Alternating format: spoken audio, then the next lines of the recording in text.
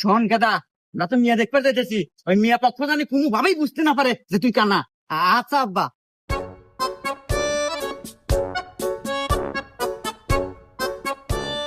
তো বাবা যে আসতে কোনো সমস্যা নেই তো?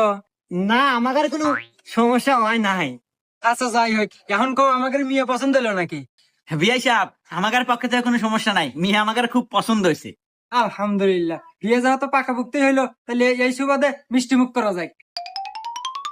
বাবাজি, তাহলে তোমার হাত দিয়ে সবাক মিষ্টি মুখটা করাই দাও। এগাদা, তোর হসুর কল তোর সামনেই মিষ্টি নিয়ে খাড়া আছে, আর মিষ্টি কিন্তু দড়িতে বান্ধা আছে, ওটা খুলে নিস।